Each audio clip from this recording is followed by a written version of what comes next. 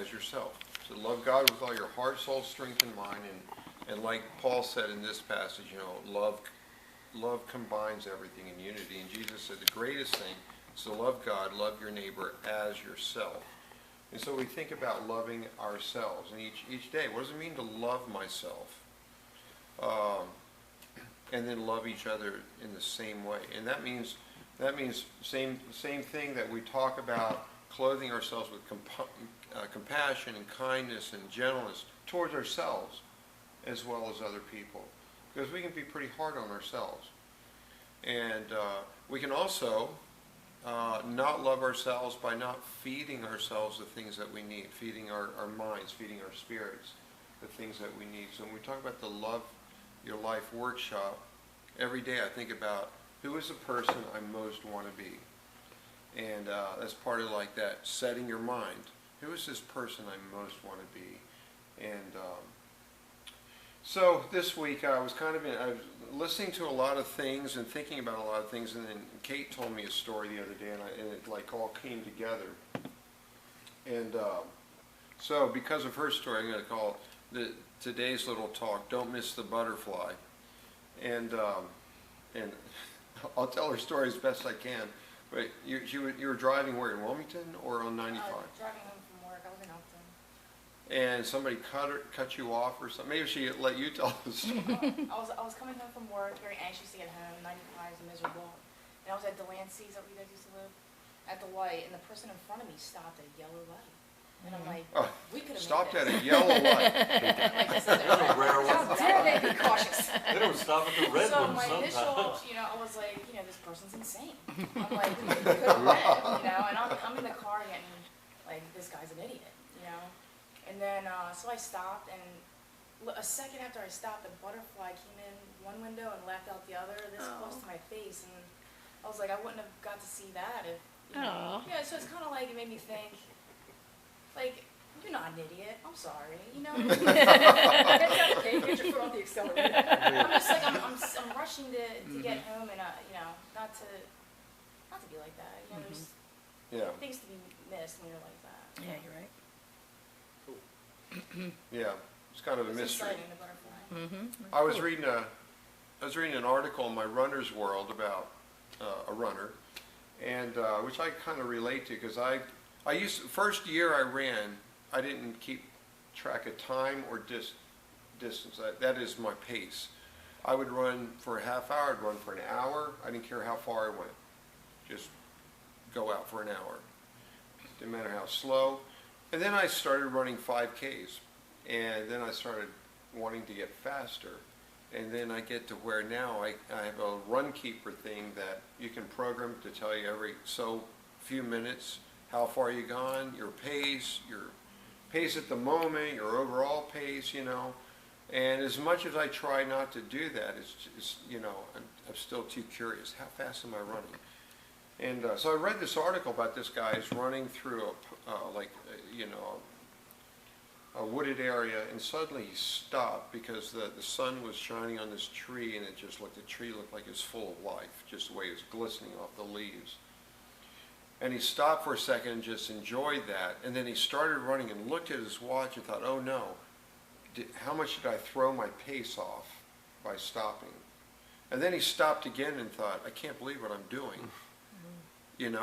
I'm worried about my pace. I stopped for 2 or 3 seconds and I'm worried about my pace. And so from that day on, he quit using his watch and just started running. I haven't finished the article. I'm just to that part. And so, I was thinking about things like that in our lives where, we miss sometimes, or, we don't want to miss this something that's crucial, the butterfly, the trees. And it's more than just nature. There's something about this rush of life, or this getting caught up in the ordinary, getting caught up in the moment in a way that we miss something beautiful, that we miss our lives. I think Thoreau, went to Walden, and he went to Walden for that reason. He said, why did I go to the woods? Because I wanted to live what was really life. I didn't want to miss it. I didn't want to get to the end of my life and find I'd missed life. And sometimes we can be in the right place and saying the right words, but still miss it. I mean, I think that was the Pharisees and all the religious people at Jesus' time. They were kind of in the right place, saying all the right things, but they were missing life. And you can imagine them getting to the end and saying, wow, I missed it. How did I miss it? I think that was Nicodemus, Jesus talking to Nicodemus, who thought he had it all together. He said, no, you're missing something. You know, you're kind of running, and then boom, you're missing it. But I love the story when Jesus goes to Martha's house. Martha and Mary were sisters, and they had the brother Lazarus. And we're told in the story that it was Martha's house, that Martha opened her home to Jesus. It's an admirable thing.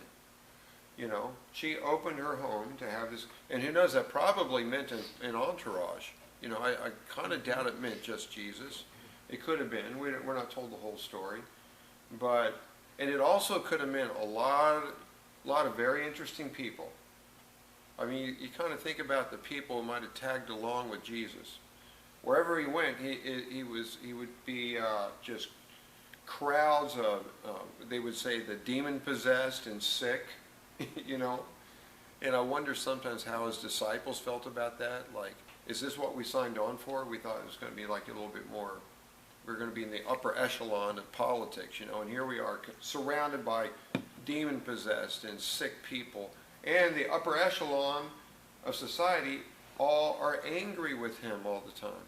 So Martha opens her home to Jesus, whose own disciples are this ragtag group of fishermen and tax collectors, you know, and who knows what other kind of crowd. You know, Jesus was criticized for hanging the people he hung out with. And don't know if they all came, but certainly that was his reputation. So she opens her home. So Jesus makes the trip to Bethany where they lived. And I think he went to the beach first. And then I forgot my joke. But that was it. And so he goes in the home and he's talking. And then Martha is upset because Mary's sitting there while Jesus is talking, and she comes to Jesus and says, say something to my sister.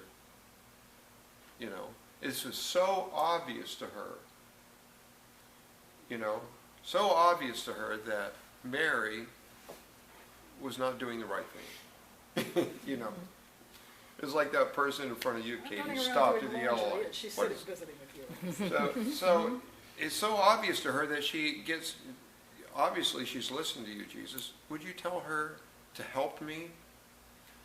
And he says this amazing thing. I think it's amazing. He says, you know, you're worried about a lot, and you're worried and upset about a lot of things. Which makes me think that maybe some time had gone on, maybe all day, and maybe it was just Martha was just one thing after another. It was just, he says, you're worried and upset about a lot of things. She had a house to run. I don't know the whole story, but she had a home. She had opened it. She wanted to make sure things were right. You know, wouldn't any of us be doing that? We want to make sure maybe there's a lot of people there, maybe a lot of food to prepare. And but he says, but Mary's chosen one thing, and that's what's crucial. And so it's a fascinating story. It's a fascinating story to me because, you know, it's easy in growing up and reading that story and hearing that story all my life to say, she chose Jesus. But what does that mean? Martha chose Jesus. She invited him to her home. You know, does this mean that we constantly just let all our details of life go to sit and read our Bible? Is that what that means? You know, or was Jesus getting at something else here? You know, she's chosen one thing. There's one thing that's critical to her. So it's kind of taking care of these other things.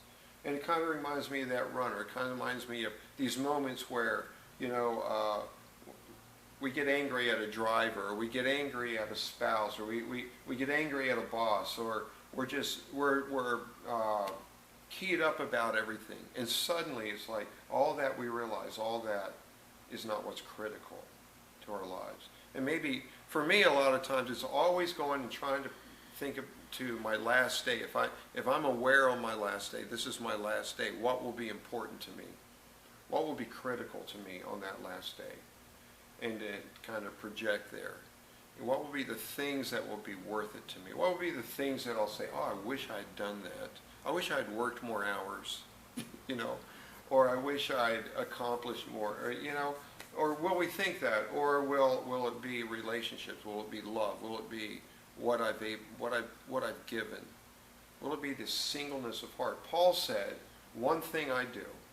You know, here's Paul who had it all and gave it all up as far as what this world has to offer. And talk about a guy who's pulled apart. You know, he's traveling everywhere. He's writing letters to all these different groups. And I'm sure he's putting out fires here and there with things going on, being arrested, being shipwrecked, and yet he saw his life as a unified thing. One thing I do. You know, one thing I do. Pressing on, you know, to a higher calling. And so, you know, I think about that, and I think about what does it take to keep this focus? What does it take to keep this focus? And there's a lot of things, you know, we can talk about reading and prayer and thinking ahead. And one of the things, I was listening to a speech earlier this week, and kind of took an idea for that I think fits this. And the idea was that not to put our destination, not to make too much of our destination, or make our destination everything. And here's what I mean by that. If you're out running and you're keeping your pace, in a sense your destination is to get to the end and have this pace that you wanted. If you're driving, you know, it's like to get through this light, get to where you want to be. Or maybe it's I want to get to a certain place in my life. I want to get to a certain event. Maybe it's even every day. I just want to get home at night. That's all. I want to get home. I want to get through this day and get back home, put my feet up, or whatever. You know, the destination can be a million things. And maybe for Martha, the destination was, let's get this event done and get it done right. You know, we need more food. We need more drink. We need these people out of here, you know, and I don't know, but she had a million destinations going on.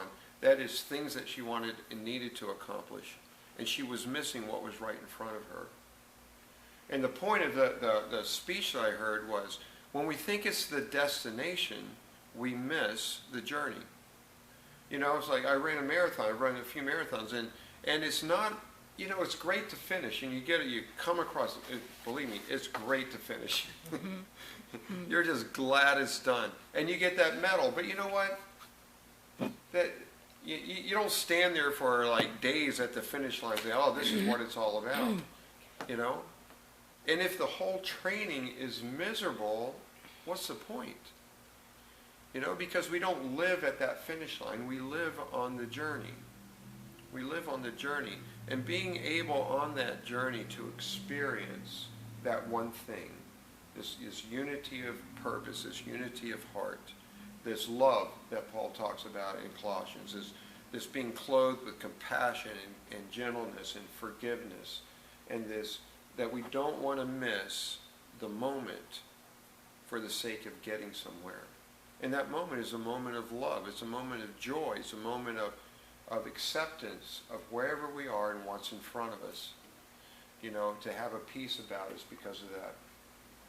So, not to make the destination, whatever that is, everything.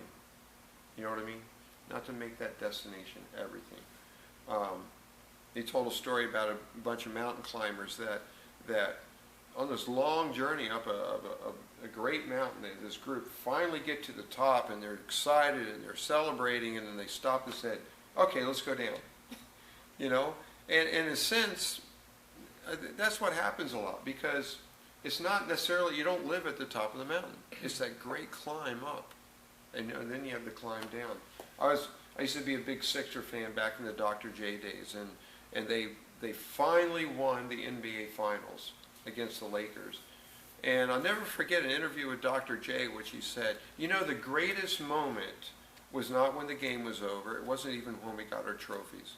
The greatest moment was in the last game when we were working as hard as we could work, and just that moment where you think we've got it. You know, and I thought that was interesting because he's saying it was the struggle, it was the war, it was the journey. You know, it's not standing there and having a trophy. You know, because life goes on.